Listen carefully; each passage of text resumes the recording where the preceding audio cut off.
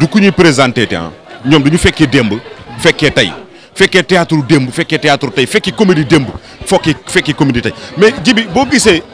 li xew xale yu bees yi xale yu ndaw yi niñ ko bëggee ngeen woote léegi lii daawul am léegi da ngay woote comédie ñëpp jug pour ñëw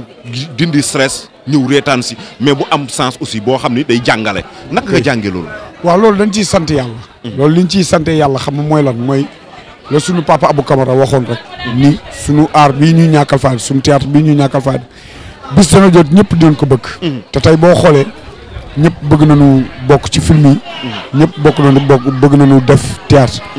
loolu na sant yàlla la. ndax man mii di wax ak yow ba ma koy tàmbali ca Ndar. daanaka ñun lan ca daan am ay 1500 laak ay 1200 ay 30 000. nga séddoo ko ak say xarit. xam nga loolu amoo ci dara waaye amour bi. ak bëgg-bëgg bi. moo la ci bàyyi. ba tey ji alhamdulilah rabbil alamin. démb mu am loo xamante ni lu extraordinaire. loo xam ne suñu benn mbokk def na ko. bërkaat démb sax la tàmbali. ndax yow yaa artiste comédien bi nekk Zac Mbao moo ko njëkk def foofu ca Mbao sargal ñu fa. démb jaw ka cëpp moom it def la même chose hôtel Doc Pullman woo nit ñi te bis boobu kat ñi doon tëgg bëri na. ndax suñu papa Youssou Ndour mi ngi doon tëgg mu doon def table 80 000 à 1 million ñu yegg ca salle ba mu fees dell mu répondre sa question bi nga doon laaj léegi. non seulement léegi nit ñi bëgg nañ ko mais ñu ngi ciy def xaalis ñu ngi woote nit ñaa ngi ñuy wuy si parce que ñu ngi commencé comprendre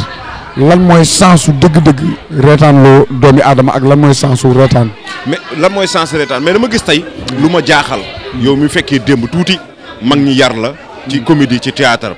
ñu gis na tey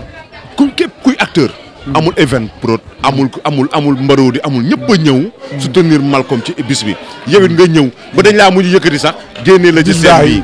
bilaay te moo fi bàyyi woon fii ba fajar mën naa toog ci scène bi di bégal nit ñi parce que ñoom nit ñi njëkk bégal ba pare parce que du moment que yow nga dugg ci salle ku mel ni Malcom nga xam ne suñu rakk la suñu mbokk taalibe la woote nit ñi wuy si ko nii ñu ko wuysee ba pare nag wuy si ko ak cër bi maanaam nit ñi solo ba jekk jigéen ñi taaru góor ñi tamit def seen ay drap yu rafet yow nga def sa costume bu rafet ñëw toog nga xool salle bi gis ni ay kilifa rek a toog ak ay xale yu responsable ñoo toog ay futur leader ñoo nekk si salle bi donc man damay sant yàlla xam ni lii ñuy def am na avenir li muy def ci ñun mooy ñun mbégte maanaam gën ñoo yokk courage rek la mën a def ci ñun mën nañ xaar Djiby Seye lu mel nii parce que fii xajatu leen fi waaw nit ñaa ngi woon ci biti ñu bëri ñi duggul ñoo ëpp ñi dugg waaw ndax mën nañ xaar tey Djiby Seye grand théâtre exemple ci comédie show mais wax nga ko waaw grand théâtre nga tax a jóg sax nag mais du ma leen fay gis du bëri waaw xam nga lu waral loolu waaw parce que amaana xëy na au début nit ñi xawoon nañu ragal tuuti ok waaye tey léegi nit ñi comprendre nan ni ngir ñu jàppale seen i ay artistes bu ñu wootee faaw ñu wuy ji leen parce que loolu rek mën a dimbali loolu rek mën a jàppale naam film yi baax na naam théâtre yi baax na waaye nag jàkkaarloo bi nii face to face bi live and direct bi loolu dara dàq ko kon mën nañ xaar sa bés mais bien sûr nañ ko xaar bu baax a baax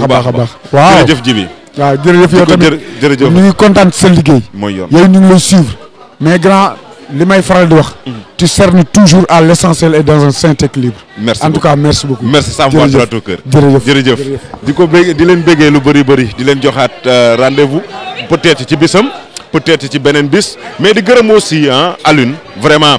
ci liggéey bu mucc ay bien wax dëgg fa yàlla di gërëm Del Malick di gërëm toute l'équipe de la RTS2 ñi nga xam ne ñëwoon nañ tey soutenir Malcom dal fa leen war mais aussi di gërëm Pape Madi directeur général parce que ñëw na aussi toog wax dëgg fa yàlla teewal fi RTS gi yëpp Malcom aussi yëg na ni ñi muy liggéeyal yëg nañ ko mais yëg na ni aussi Sénégal yëg nañ ko te Malcom juste un conseil ñi fiy dugg tey ñi duggul ñoo ëpp ñi ñibbee ëpp kon na la wóor ba wóor na yaa ngi ci xolu sénégalais yi yaa ngi ci xolu doomu aadama yi liggéeyal lu muy yokkee te nga xam ni Sénégal dañ la sas di leen jox rendez-vous ci beneen lieu beneen mbir culture art comédie musique leneen ak jërëjëf